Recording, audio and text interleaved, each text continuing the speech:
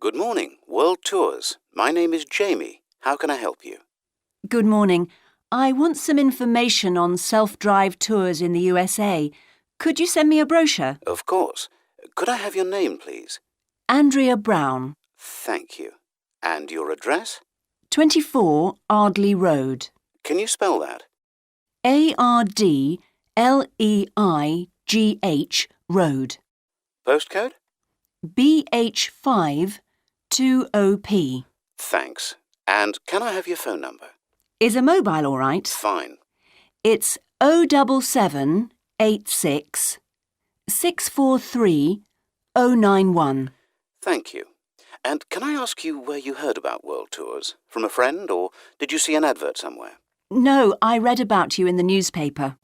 OK, I'll get the brochures in the post to you, but can I give you some information over the phone?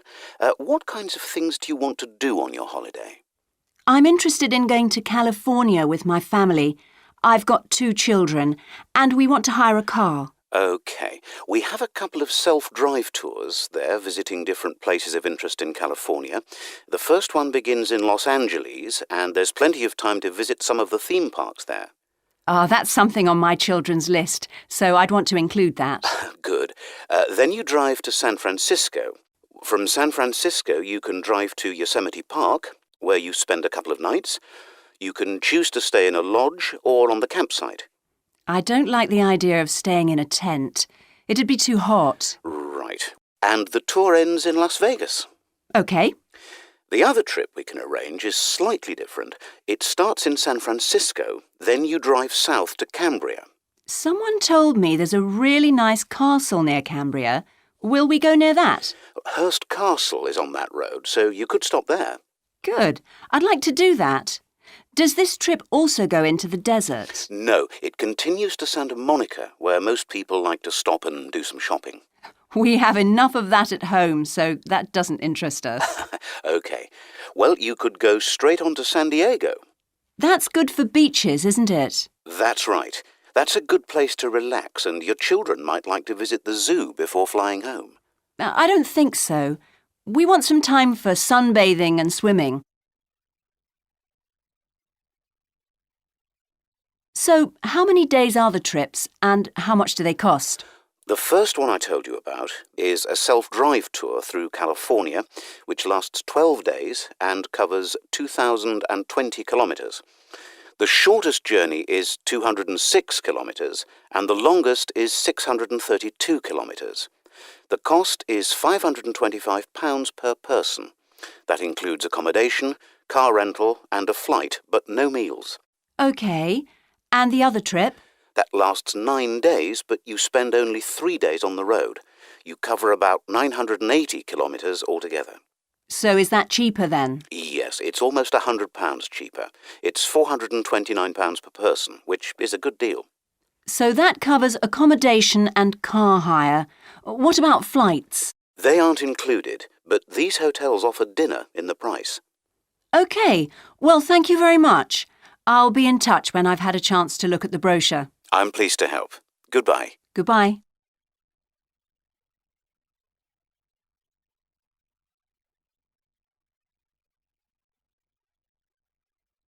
Now listen and answer questions 11 and 12. On behalf of LP Clubs, I'd like to welcome you all here today. My name's Sandy Fisher, and I'm one of the fitness managers here. Before we start our tour of the club, I'll just run through some basic information about the facilities we have here, including recent improvements, and explain the types of membership available. Our greatest asset is probably our swimming pool, which at 25 metres isn't Olympic-sized, but now we've expanded it to 8 lanes, it's much wider. This means there are rarely more than a couple of people at a time in each lane. Unfortunately, there isn't space for an outdoor pool here, but the glass roof on the swimming pool is partly retractable, which means you can enjoy something of the open-air experience on warmer days. Our recently refurbished fitness suite has all the latest exercise equipment, including 10 new running machines, and a wide range of weight training machines. Each member is given full training in how to operate the equipment, and there is always a trainer on duty to offer help and advice. Although we do have adult-only times after 6 and at certain times at weekends, children are well catered for. Older children continue to benefit from a wide range of tuition, anything from trampolining to yoga. One thing all our members appreciate about us is that we take very good care of them. This starts on day 1 with your personal assessment. You are asked to fill in a questionnaire giving details of any health problems. One of our personal trainers will then go through this with you. The trainer will then take you through the safety rules for using the equipment in the fitness suite. During your next exercise session, a personal trainer will work with you to make sure you understand these. It's very important to do this because we really do want to avoid having any sports injuries. There's a lot more to looking after yourself than simply lifting weights. At the end of the personal assessment, the trainer will draw up a plan outlining what you should try to achieve within a 6-week period. This will then be reviewed at the end of the 6 weeks. Now, I'll just quickly run through the types of membership we have available. All members must pay a joining fee of £90 in addition to the rates for the monthly membership fees. Gold membership entitles you to free entry at all LP clubs. There are now LP clubs in all major cities and towns, so if you travel a lot, this will be a great advantage. Individual gold membership costs £50 a month, and joint membership for you and your partner will cost £75. Premium membership is for professional people whose work commitments make it difficult for them to use the club during the day, and so LP gives booking preferences to Premier members at peak times. This means you'll find it easier to book the sessions at times that suit you. Reciprocal arrangements with other LP clubs are available to Premier members. Premier membership is for individuals only, but you'll be sent passes for guests every month. The monthly fee is £65. You don't have to have any special clothes or equipment when you visit the club. We provide robes and hairdryers in the changing rooms, but it's very important to remember your photo card because you won't be able to get in without it. For people who are... Hello, Professor. I'm John Wishart. I'm working on my entry for the Global Design Competition. My tutor said you might be able to help me with it. Ah, yes, I got a copy of your drawings. Come in and tell me about it. What sort of competition is it? Well, it's an international design competition, and we have to come up with a new design for a typical domestic kitchen appliance. I see. And are there any special conditions? Does it have to save energy, for example? Actually, that was the focus in last year's competition. This year's different. We have to adopt an innovative approach to existing technology, using it in a way that hasn't been thought of before. I see. That sounds tricky. And what kitchen appliance have you chosen? Well, I decided to choose the dishwasher. Interesting. What made you choose that? Well, they're an everyday kitchen appliance in most Australian houses, but they're all pretty boring and almost identical to each other. I think some people will be prepared to pay a little extra for something that looks different. It's a nice idea. I see you've called your design the rock pool. Why is that? Basically because it looks like the rock pools you find on a beach. The top is made of glass so that you can look down into it. And there's a stone at the bottom. Is that just for decoration? Actually, it does have a function. Instead of pushing a button, you turn the stone.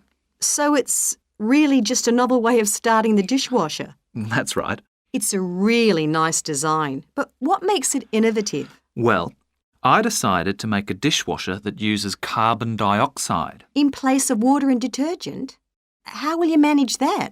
The idea is to pressurise the carbon dioxide so that it becomes a liquid. The fluid is then released into the dishwasher where it cleans the dishes all by itself. Sounds like a brilliant idea. Your system will totally do away with the need for strong detergents. So what happens once the dishes are clean? Well, to allow them to dry, the liquid carbon dioxide and the waste materials all go to an area called the holding chamber. That's where the liquid is depressurised and so it reverts to a gas. Then the oil and grease are separated out and sent to the waste system. It sounds like you've thought it all out very thoroughly. So what happens to the carbon dioxide once the process is complete?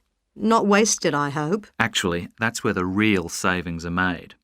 The carbon dioxide is sent back to the cylinder and can be used again and again. What a terrific idea.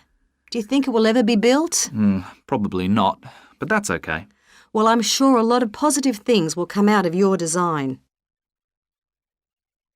Now, you seem to have thought about everything, so what exactly did you need me to help you with? Well, my design has made it to the final stage of the competition, and in a few months' time I have to give a presentation, and that's the part I was hoping you could help me with. Right, well, that should be easy enough. What have you managed to do so far? Well, I've got detailed drawings to show how it will work, and I've also written a 500-word paper on it. I see.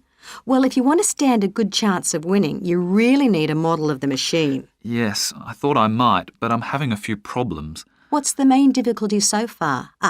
Let me guess. Is it the materials? Yes. I want it to look professional, but everything that's top quality is also very expensive. Look, projects like this are very important to us. They really help lift our profile.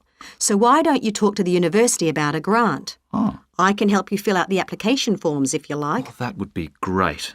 You'd better show me this paper you've written as well. For a global competition such as this, you need to make sure the technical details you've given are accurate and thorough. Oh, that would be a great help. Is there anything else I can do? Well, I'm really nervous. Today, we continue our series on ecology and conservation with a look at a particularly endangered member of the black bear family. 1 in 10 black bears is actually born with a white coat, which is the result of a special gene that surfaces in a few. Local people have named it the spirit bear, and according to the legends of these communities, its snowy fur brings with it a special power. Because of this, it has always been highly regarded by them, so much that they do not speak of seeing it to anyone else. It is their way of protecting it when strangers visit the area. The white bear's habitat is quite interesting. The bear's strong relationship with the old-growth rainforest is a complex one. The white bear relies on the huge, centuries-old trees in the forest in many ways. For example, the old-growth trees have extremely long roots that help prevent erosion of the soil along the banks of the many fish streams. Keeping these banks intact is important because these streams are home to salmon, which are the bear's main food source. In return, the bear's feeding habits nurture the forest. As the bears eat the salmon, they discard the skin and bones in great amounts on the forest floor, which provide vital nutrients. These produce lush vegetation that sustains thousands of other types of life forms, from birds to insects and more. Today, the spirit bear lives off the coast of the province of British Columbia on a few islands. There is great concern for their survival, since it is estimated that less than 200 of these white bears remain. The best way to protect them is to make every effort to preserve the delicate balance of their forest environment. In other words, their ecosystem.